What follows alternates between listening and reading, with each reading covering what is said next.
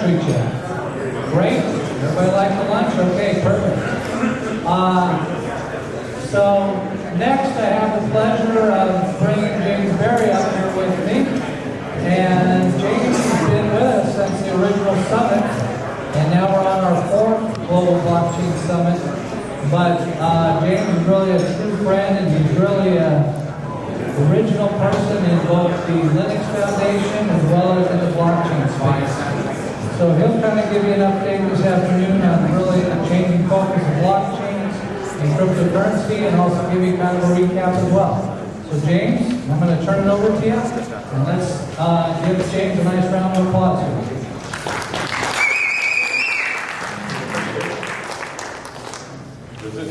Can everybody hear me on this? Okay. While he's looking to get my slides up, just give you a little quick thing. I'm going to make this a very fast and more fun talk. When I saw it was after lunch, I knew I'd keep you guys awake. And my focus is what's changed in the last few years with blockchain, where's it going? And I'm going to base this a lot on my background. I've had 3 decades of technology experience. I worked on something called the HTTP standard with the Internet Engineering Task Force about 28 years ago. To bring that up, I worked on proposed XMPP, which is the messaging standard, and I wrote the Apache Foundation bylaws and the Apache tool license about 20 years, actually last month. So I've been around for a while, and I'm currently co-founder and CTO of Taekion. Taekion is a stealth company right now, cybersecurity based on blockchain, financed by the U.S. Department of Energy, financed by the U.S. Air Force on grants, and a small seed. And we'll be coming out in the beginning of next year, hopefully, and a very unique product based on blockchain. So today, I just want to talk, I'm going to first start, this is my 4th conference speaking for John and Hans, and I wanted to kind of go over what it was like 4 years ago, about 2.5 years ago, and what it's like now. And I think you'll find that this blockchain industry is mature, it's changed, and it's a lot different than it was. I love this little builder, you know, let's make it quick. Well, how's it going to influence our strategy across all product lines? The thing you've noticed, today we're sponsored by IBM, you got Salesforce in here, Accenture, all the small companies. And what you're not seeing is the Ethereum and the EOS and that type of stuff.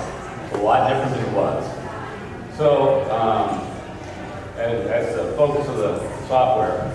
So first 2 things. Blockchain is meaningless.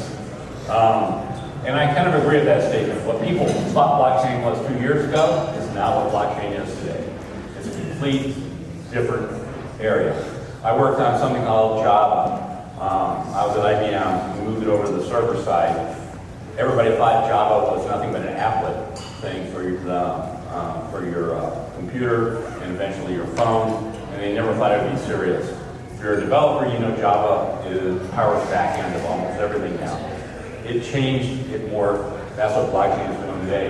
It's more of a design pattern. It's a series of tools that fit together and become a design pattern if you look at it from a developer standpoint. So what happened? 2016, blockchain went from being kind of a currency into being something that offered the ability to raise money. These are ICOs from 2016.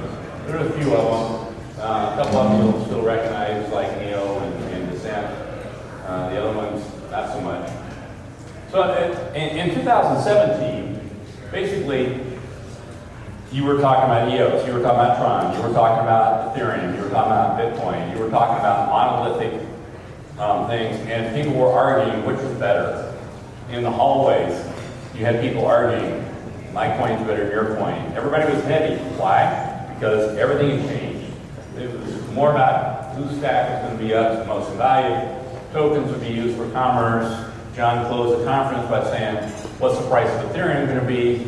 You know, the next time we meet, you know, and everybody was like laughing back and forth, and nobody thought it would hit 1,400, it was 600 then.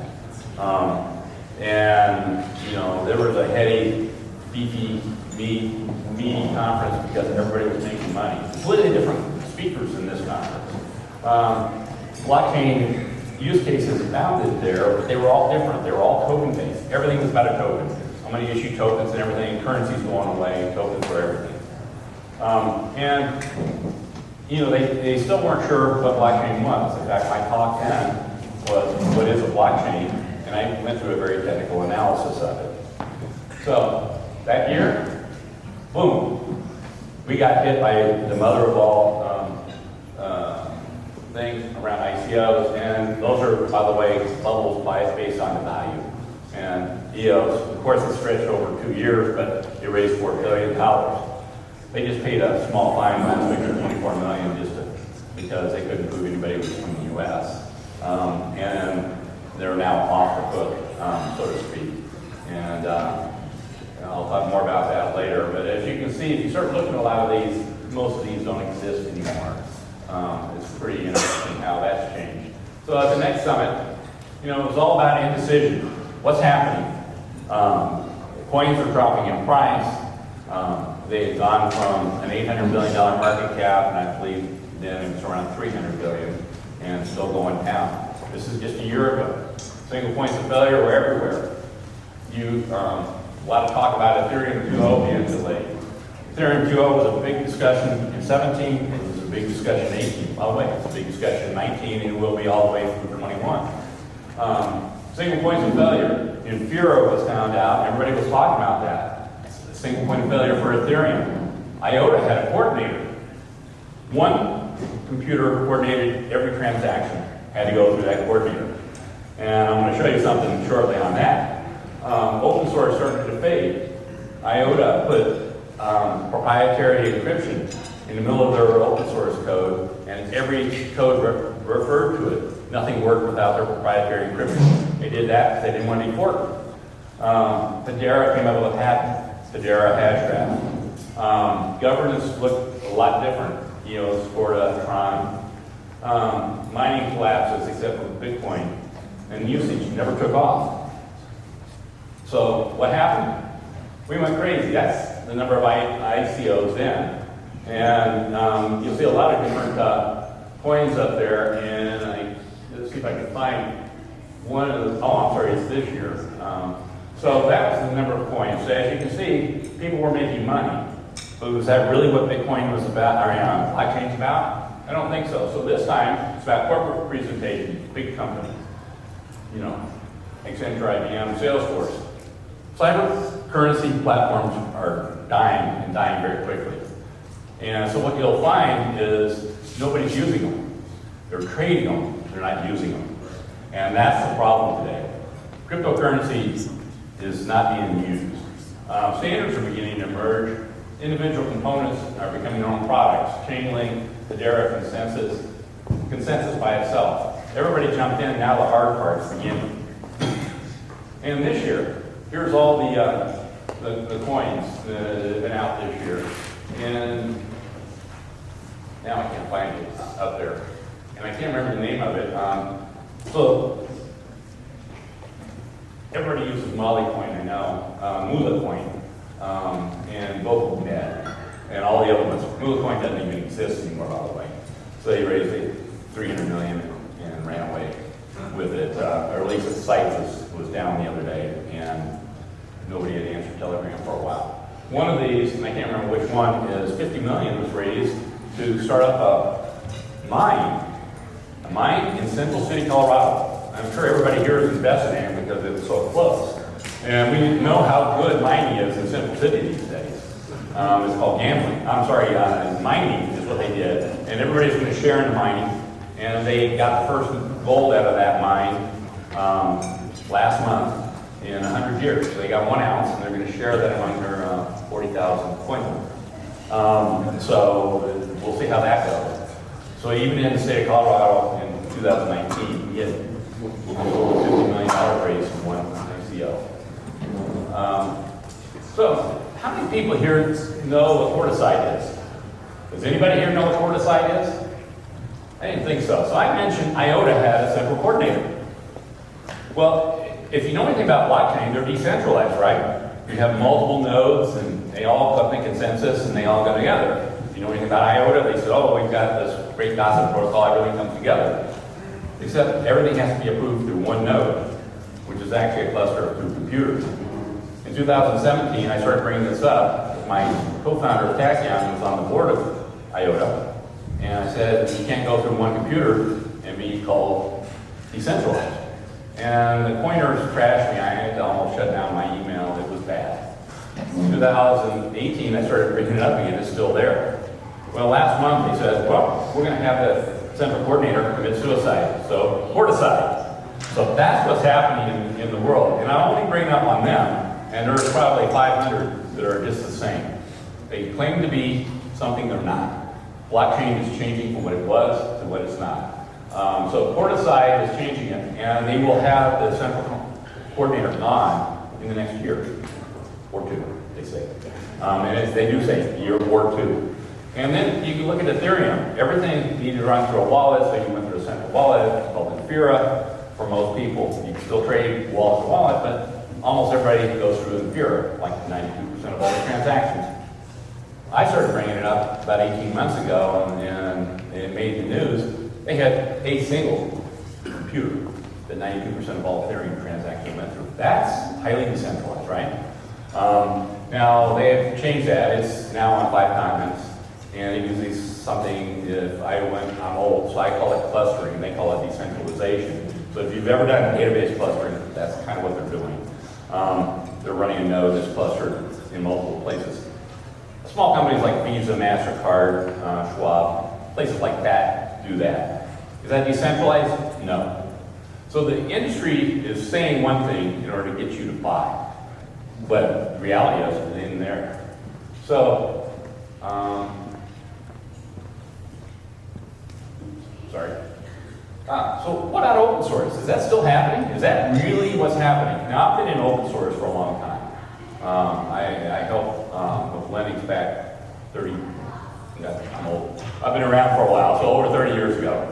Like I said, I did Apache Foundation by Loves and their 2.0 license. I look at open source as you go to the website and it says where to go and how to build it. So if you look at the site, and this coin checkup will tell you, most of the coin market cap companies have 0 contributions in the last 12 months. 0.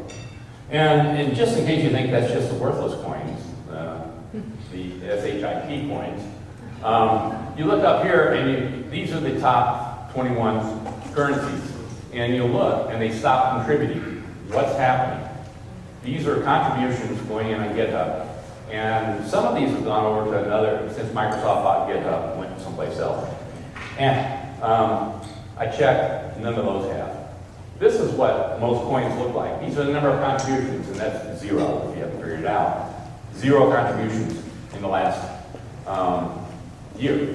So I just ran it for the last year. And if you think these are coins that you don't know about, how many people here use the Brave browser? Okay. And you know what a basic attention coin is?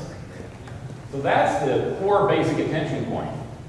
And that's not really true, but that's the actual coin. They have 42 different GitHub repositories. They're working on a lot of things. But they don't show you how to build it. They don't show you how to put it together. And I can guarantee you, because I tried to build it, that was the only one I concentrated on. I can't build it. You can't build it with what they have. They've kept a lot of it proprietary. So when you think it's open source, it's not really open source. It's not really something that is truly in the open source fashion. And I could go on monotone for hours on how open source works. I've given speeches for 30 years about it. That is the truth of where the industry is today. You know, those 6 coins up here, this one really doesn't care. That's Tether. Tether never gets touched. But these other ones, they've just died out and they're not making contributions anymore. They're writing off. And if you're in cybersecurity, you realize that you can't leave it very long before somebody figures out how to hack it. You got to patch it. These aren't getting patches. There's going to be problems in the coin industry. Huge problems in the coin industry. So, what other problems? You know, how many people here know that when you run a Bitcoin transaction, this is from Bitcoin energy consumption out of Digiconomist. The carbon footprint is 289 kilograms for a single transaction of Bitcoin today. It's the equivalent of running 723,439 Visa transactions. Same amount of carbon. Think about that. It's an equivalent of power consumption of a U.S. household over 21 days. Now, Ethereum is a lot less today, and in theory will be a lot less in 2 years when 2.0 comes out, or 3 or 4, or whenever it comes out. Visa, though, is highly, highly carbon-centric. And what does that really mean? Well, the carbon footprint is the equivalent of all the energy consumption of a country called Denmark. If you know about Bitcoin, the longer Bitcoin is out there, the more the proof of work, the harder it is to get proof of work to work. And you need to run more and more energy against it.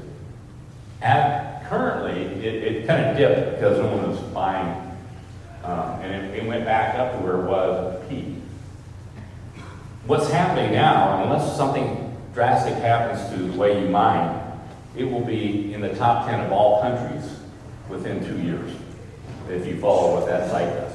Think about that. So, what is Greta Thunberg, if you know who she is? She's a 16-year-old who's running around the world saying that we won't be able to breathe due to lack of oxygen in 10 years, and with the United Nations. What's she going to do when she figures out that people who are just doing nothing but profit, because there's no use case right now other than holding money in Bitcoin? What's going to happen when she brings that up? Right now, they're shaming against flying. I don't know if you've heard this, but in Europe now, they have protests and they shame people. When you book an airline flight and you start walking up, they throw paint on your car. They do all sorts of things because that is carbon bad. It's much worse than cars. So, if you don't believe me, there's thousands of articles on it. Just look at it. When she figures this out, I think countries are going to ban Bitcoin and other things, not based on the currency problems, but based on global warming. Why? Because it's easy. You can get a huge amount of people to protest against and agree with you that we can't have carbon. You're going to have Greta Thunberg running around saying, we need to shut down Bitcoin. And what the heck is going to happen at that point? Think about it. If you're invested in Bitcoin and you're invested in cybercurrency and it's a huge carbon eater, you're in trouble because countries may not be able to shut you down because of the currency bit. And I'll be getting into the government stuff in a minute. But if they have global warming, that's easy. Think about it, not talking about politics here, but think about if a Democrat got in to the White House and they run on the new Green Deal and they say this 34 megatons of CO2 is now 150, which is what they're saying will be in 2 years. Will they be able to shut down Bitcoin because of global warming? That way they don't have to worry about all the SEC regulators. They just get the Environmental Protection Agency and they shut it down. They shut down being able to trade it, be able to do anything with it. It's going to be a problem. Bad governance. I put this one up just because they've been in the news a lot lately. There's your billionaire who never paid taxes. So if you don't know about EOS, they raised $4 billion in an ICO token. They've given about $600 million back to the community, and the other money is somewhere. And they do have a team of almost 120 people working on it. So either they're paid a lot or the money somewhere. They did pay a $24 million fine this week on that in the U.S. only because they couldn't prove anybody that bought the token was in the U.S. And the other thing about governance is they switched their governance after they went forward, and this is what every token needs to worry about. They switched the governance. They are I've been talking so fast, I just blurred proof of stake. And the way the governance works here is the token holders get to vote on their 28 different nodes that do the validation. So they have 28 nodes, and they have all suddenly been voting to move to China. And so they've been holding all these votes. Well, if it's your money or it's something you're holding, are you going to vote on it? If they have less than 1% of the tokens actually vote. What they did do is make it so that you can buy the votes. They made that explicit about 6 months ago. And from that point on, the Chinese started buying votes, saying, well, you've got 1,000 coins in your wallet. If you stake those to me, I will use that stake and become a miner, and I'll give you a portion of my mining fee. And so what they've done is they've got enough votes, they can vote themselves all in. There is one guy that's on 22 of the boards. He's a Chinese guy that no one knows who he is. So if you're into EOS, you're going to get manipulated. There's no doubt. That is the worst governance, but it's not the only bad governance. I only have 25 minutes, so I can't go through hundreds of coins that have bad governance. Even coins that you think would be good have really bad governance. The industry is going to go totally nowhere unless this is fixed. So our standard's coming. It is a little bit blurry, but basically, there's framework standards, there's enabling technology standards, there's platform-specific ones, and then vertical industries like energy, healthcare, supply chain, etc.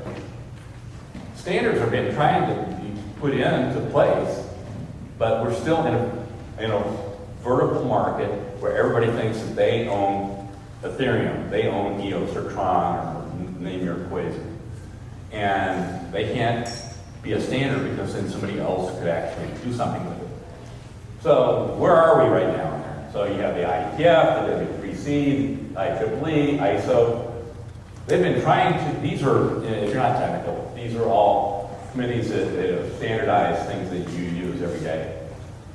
There's one published ISO standard. They take a while, but no one's following it.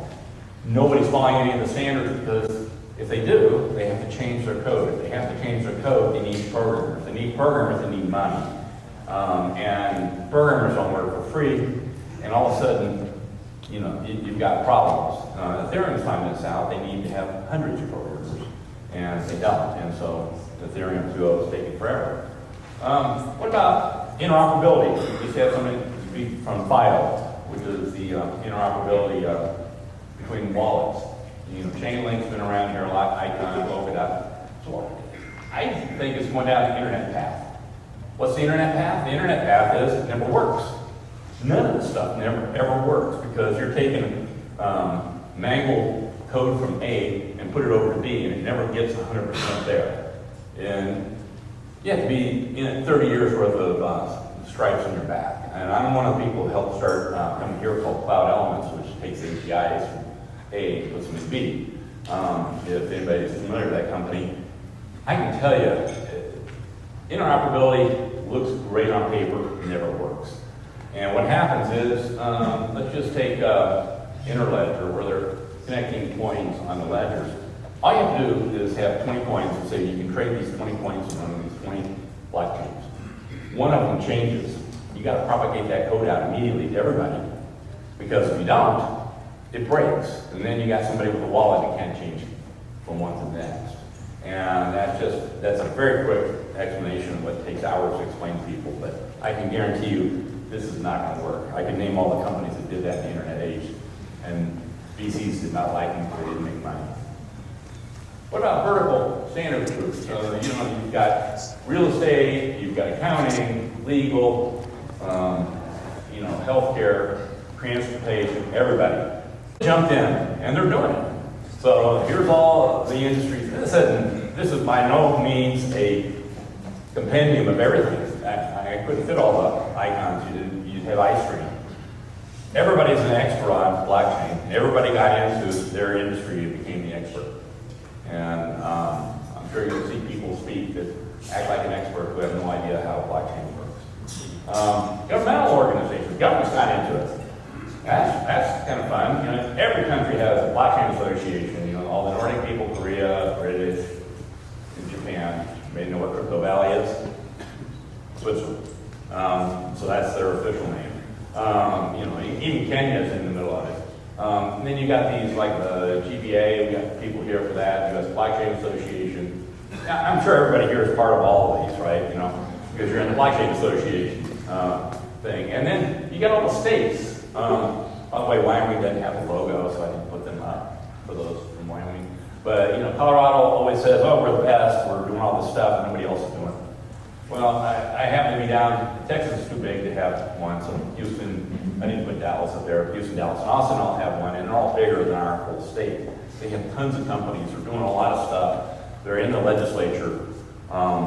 We've got to either jump in or not, along the lines that those guys are doing. Nevada, that's California. California, you'll never be able to trade a currency again in California. If they're, just Google it. It's pretty weird. So everybody is getting into this in a massive way. I mean, even Florida, I just thought they were a vacation state. I guess they're a blockchain state now. Ad hoc organizations, and by the way, this is deliberate. There is a blockchain association and a blockchain association, but they had to put something over there. They both claim almost the same members. I don't know if they have a coin, I don't know what it is. But anyway, there's a World Blockchain Association, Chamber of Digital Commerce, blockchain this, blockchain that, Ethereum has an alliance. Lots of people, they're all organizing it. Ethereum, I think they're a mess. They've got things all over the place. They think these are all how to organize standards, but they're the wrong way of looking at it. The error hash graph is kind of what a lot of these are going to end up being. So they've done things like cryptocurrency, that's what they started out being. Now they're a file service, smart contract, consensus on as a service. They're breaking it out in pieces. That's where I think the industry's going. Hyperledger is going to become the Apache.org of blockchains. When I was with Brian Bellendorf, who now runs Hyperledger, and he started Apache, and I was at IBM, there were two projects, Jakarta and Apache HTTP. Now, this runs the internet today. And I'll get into that in a second. Hyperledger is not Fabric, as everybody thinks it is. IBM would like you to think it is. And I was at IBM 3 years ago because I needed to make some money in between startups, and I go back every now and then, and it's pretty different. They think that's the only one. The interesting thing is, you saw the guys from Salesforce today. They run that. I run that in our product. These are 6 different blockchains. They got libraries, tools. This is becoming very quickly the piece parts that you need to build a blockchain. But it's not a blockchain. It's the piece parts. Just to give you an idea, this is breaking out smart contracts. This is breaking out encryption. This is allowing interledger transfers, etc. And they're giving me something to kind of run through these pretty quick. It doesn't show very well, but today they're monolithic. This is a platform. Tomorrow they'll be assembled and best apart. Think of Facebook, Amazon, Google, Twitter, Alibaba. They're almost all built completely on Apache, on a foundation. And they put their layer of business logic on top of their UI. If you're technical, you'll know what I mean because of all the different things. What you don't realize is when the internet started, there was Netscape, AOL, Prodigy, MSN, and if you're in Boulder, you had eWorld. Anybody here familiar with eWorld? One. All right. And you remember what company ran eWorld? Apple. Apple had its own internet competitor, of course. And so, based out of Boulder, interestingly enough. But this will give you an idea. This is what we are today from a blockchain person standpoint. This is where we'll be tomorrow. I don't think any of these companies exist in terms of companies that take all piece parts, put them together, mix it, and then come up with something that becomes big. I think that's where the dollars are. I think that's where the money is. I think that's where we're going. Where does blockchain go? And this was my last slide, and I'll try to keep it within 5 minutes of being late. Sorry. So standardization is beginning to take root. It's going to have to take root, otherwise blockchain doesn't go anywhere as a technology. I'm sorry these don't show up that well. Identity is going to probably be the very first thing that public chains make widespread that everybody uses. It's not money, it's identity from a public chain standpoint. From a general purpose blockchain, I think they're going to fade away or they're going to become specialized. I don't think the Ethereums, Trons, name your poison are going to hang around.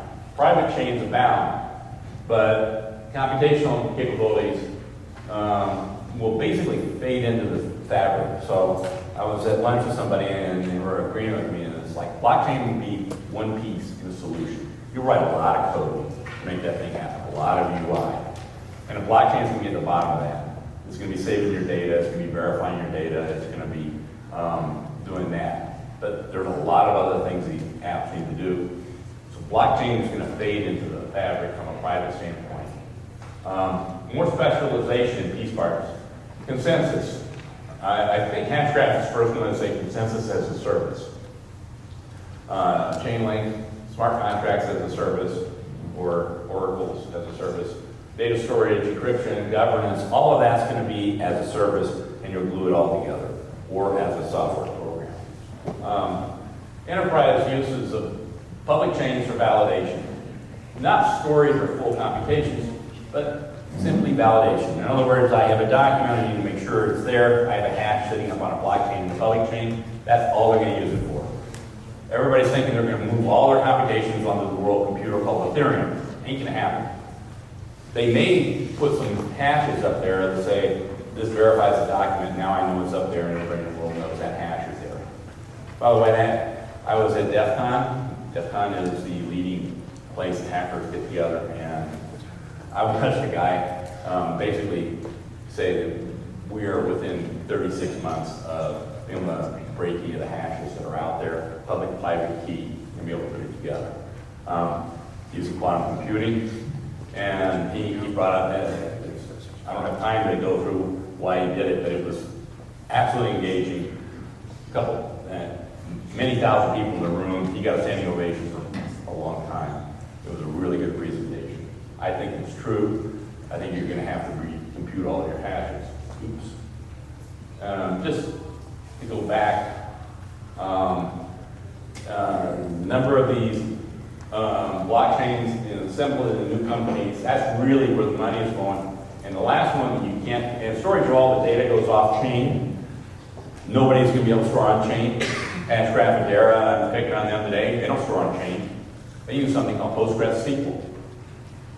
Anybody here know what that does? You ever heard of a company called Oracle? Does the same thing. So it's not decentralized.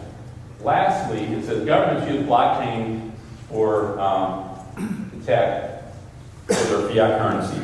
You're already seeing 4 small countries doing that. You're going to see probably 50 within the next 24 months. And it is the model of choice for authoritarian regimes. I'll leave you with this thought. It is the absolute perfect model for the ruble, for the yuan. Why? Because if I'm a person in Hong Kong and I'm protesting, and they get my picture and they go home, or John Carpenter, because we know he's a wild man, and would be out there and protesting like crazy. So John Carpenter's out protesting, you get his face, and they say, we're going to close his wallet down. Boom. You no longer have money because you're tied to that wallet. It is the best thing that ever happened in authoritarian regimes everywhere in the world. So if this becomes the fiat currency of choice, I'm scared to death. We got to figure a way around that. So that's where we are today in blockchain, and hopefully you got something out of that. Thank you.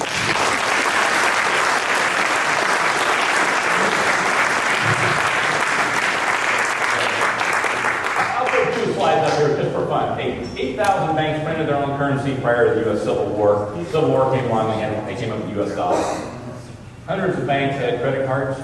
They had to band together, they talked to each other, they came up with Visa and MasterCard. Same thing will happen here. Thanks, James. We appreciate your deep dive into the crypto space and blockchain space. And so next, we're going to have a nice panel discussion. One of the things we always try to look at the summit, in addition to enterprise and government blockchain, is really the social impact. So now we're going to have a great panel discussion with a team that really came together through the Government Blockchain Association. So is Gerard around in the room here? And we're going to be talking about emerging markets and being able to use blockchain to really secure protocols on that. So give us about 2 minutes here and we'll get the panel put together. And,